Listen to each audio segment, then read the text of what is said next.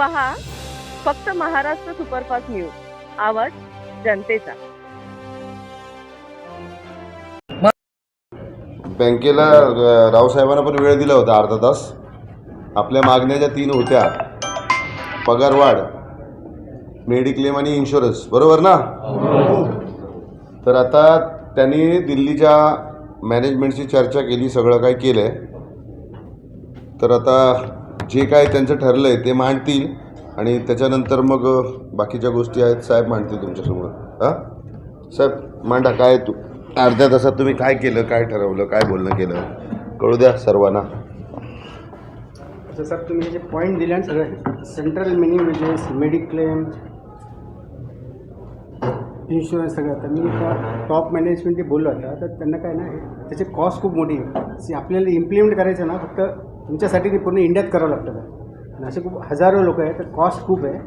तर डायरेक्टरची आम्ही अपॉइंटमेंट घेतली आहे 3-4 दिवसांनी. त्यांच्याशी बोलून मग साहेब तुम्हाला मी सांगतो, पुढच्या एक मिटिंग करू आपण.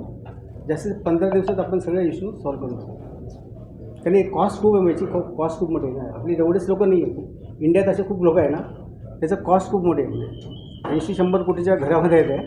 तर त्याला आम्हाला वरती डायरेक्टर लोकांची मिटिंग करून, तर पुढच्या आपण तुम्हाला मी मिटिंगला फक्त बोलवतो, तुम्हाला टॉप मॅनेजर मिटिंग करू आपण एक, आणि 15 दिवसात आपण सगळे इश्यू सॉल्व्ह करू.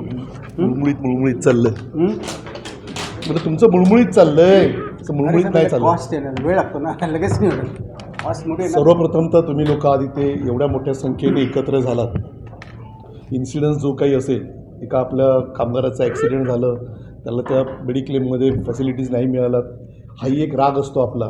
त्याच्यामुळे आपण आपल्या बाबतीमध्ये विचार करतो की भविष्यामध्ये आपल्या बाबतीमध्ये असा विषय घडला तर मग काय. त्यामुळे एकत्र झालात. पगारवाढ जी आहे, एक मला वाटतं 2-2.5 वर्षापूर्वी आपण केली होती. त्याच्यानंतर पुन्हा काही पगारवाढ झाली नाही. लोक गेल्या मला वाटतं 6 वर्षापासून प्रत्येकजण आपण ऐकतो आहे की वेज कोड येईल, वेज कोड येईल, वेज कोड येईल. मग वेज कोड यायला मनाई कोणी केली? बघायला गेलं तर सेंट्रल गव्हर्नमेंटमध्ये भाजपाचं गव्हर्नमेंट आहे, भाजपाचंच आहे. स्टेटमध्ये भाजपाचं आहे. मग सेंट्रल मिनिमम वेजेस ॲप्लिकेबल करायला किंवा वेज कोड आणायला मनाई कोणी केली? त्याच्यातले बेनिफिट जे काय आहेत, हे बेनिफिट आपल्याला हवे असतात. बेनिफिटमध्ये काय येतं आहे, तर बँक जी आहे ही मल्टी स्टेट बँक असते. असं नाही की बाबा एखाद्या ठिकाणी बँक चालू आहे एका स्टेटपुरती, तर ती गोष्ट वेगळी आहे. तर मिनिमम वेजेस हे मिळालंच पाहिजे. कुठचं? तर ते सेंट्रल गव्हर्नमेंटचं मिनिमम वेजेस मिळालं पाहिजे. आता सेंट्रल गव्हर्नमेंटचं मिनिमम वेज आणि स्टेट गव्हर्नमेंटचं मिनिमम वेज याच्यातला फरक जो आहे, हा जवळजवळ 6 ते 7 हजाराचा फरक आहे. तो 7 हजाराचा फरक इंटू जेवढे कुठचे कॉन्ट्रॅक्च्युअल एम्प्लॉईज कामाला आहेत तेवढे कॉन्ट्रॅक्च्युअल एम्प्लॉईज, हा फरक किती निघतो, काय निघतो, या बाबतीमध्ये आम्ही आता थोडीशी चर्चा केली. त्यांना वरती बोलावं लागलं. मला वाटतं कदाचित एवढी सगळी गर्दी बघून त्यांचं बोलायचं धारिष्ट होत नाही आहे, म्हणून आता मी बोलायला उभा राहिलो आहे. तर त्यांनी मॅनेजमेंटला कळवलेलं आहे.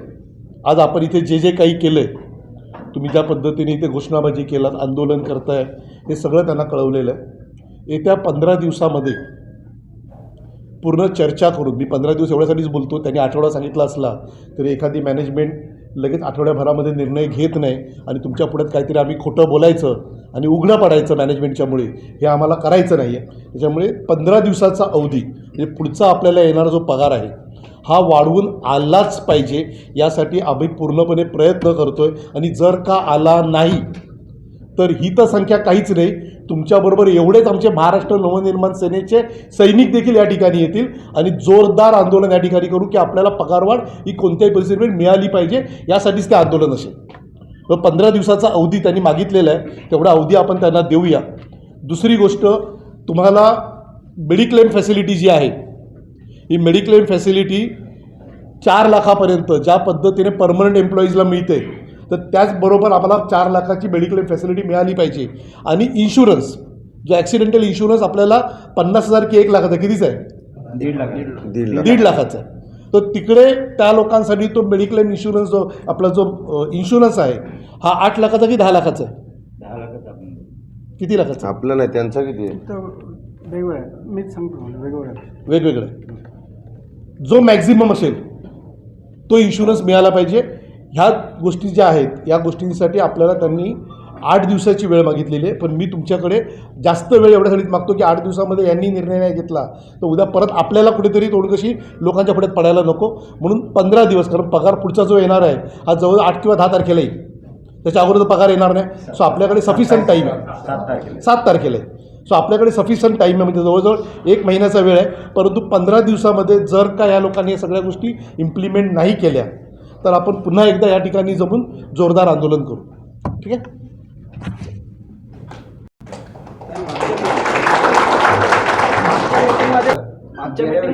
मागच्या मिटिंगला आम्ही नव्हतो, ती मागची मिटिंग सोडा, आत्ताची मिटिंग मी तुम्हाला सांगतो, साहेबांनी सांगितले तसं आता हा पगार तर या 7 तारखेला होणार, पुढचा पगार येणारा 7 तारखेचा तो नवीन पगार वाढीच्या हिशोबानेच येणार आहे. हे तुम्ही डोक्यात फिट करा. आता त्याच्यावर कुठली चर्चा नाही की मग ते वाढवून देतील की नाही देतील. जो काय असेल तो नक्की वाढवूनच आलेला असेल. त्यांनी आपल्याकडे 1 आठवडा मागितला आहे, पण साहेबांनी 5-6 दिवस जास्त का मागितलेत, थोडंफार 2-4 दिवस पाठीपुढं होतं, नाही तर मग तुम्ही बोलाल 1 आठवडा. तसं बघायला गेलं तर तुमची पगारवाढ झालेली आहे, पण साहेब आता डिक्लेअर करत नाहीत. कळतंय का? पगारवाढ झालेली आहे, पण लगेच हवेत जाऊन घोषणा करायची आणि मोकळा व्हायचं. तर ते 8 दिवस मागितलेत ना, त्यांना सांगितले की आता ते डिक्लेअर पण करणार होते आता पगारवाढ, पण त्यांना सांगितले की घाई न करता 1 आठवडा घ्या, लेटर द्या तुमचं आम्हाला की एवढी एवढी पगारवाढ झालेली आहे. आणि 2-4 दिवस यासाठी मागितलीत ते पेपरवरती प्रॉपर तुमचा पगारवाढ झालेल्याचं कोटक बँकेचं पत्र आमच्या हातात येईल, तेव्हा साहेब, मी, तुम्ही, मी इकडेच या ठिकाणी पेपरवरती डायरेक्ट दाखवायचं आहे. म्हणून साहेबांनी का कॉन्फिडन्सने सांगितलं की पुढचा येणारा पगार वाढवून येईल. आम्हाला माहिती आहे पगार वाढला आहे, पण तो पेपर आपल्या हातात येण्यासाठी 1 आठवडा त्यांनी मागितला आहे. आणि येणारा पगार तुमच्या वाढून येणारच, त्याच्याबरोबर इन्शुरन्स वाढला आहे, मेडिक्लेम वाढलं आहे, आपल्या तिन्ही गोष्टी वाढलेल्या आहेत. फक्त पेपरवरती येण्यासाठी 1 आठवडा मागितला आहे आणि आपण तुमच्याकडे 2 आठवडे मागितलेत. त्याच्यामुळे आपल्या मागण्या मंजूर झाल्याच समजायचं. बरोबर आहे का? आउटून बोला ना, बरोबर बोललोय मी, नाही तर परत पलटी माराल. शूटिंग करा, शूटिंग करा. एक लक्षात घ्या की बोला. आपण कुठची गोष्ट सांगितलं ना तसं 8 दिवस आम्ही टाईम मागितला. राणे साहेब बोलले की 15 दिवस टाईम घ्या, पण काम करून द्या. तर बऱ्याचशा मागण्या झाल्यात, फक्त पेपरवरती नाही, हे बोला. मला फॉर्मॅलिटी काही गोष्टी मी तुम्हाला आताही सांगतो, मॅनेजमेंट कितीही काही असली, कुठचीही असली, तुमची कोटकची असो किंवा इतर कुठच्या बँकेची असो, जोपर्यंत रायटिंगमध्ये येत नाही तोपर्यंत कुठच्याही मॅनेजमेंटवरती विश्वास ठेवणं मी टाळतो. कारण आपल्यालाही माहिती आहे जरी ती मॅनेजमेंट असली तरी ते मालक नाही आहेत, ती देखील एम्प्लॉई म्हणून इथे काम करते.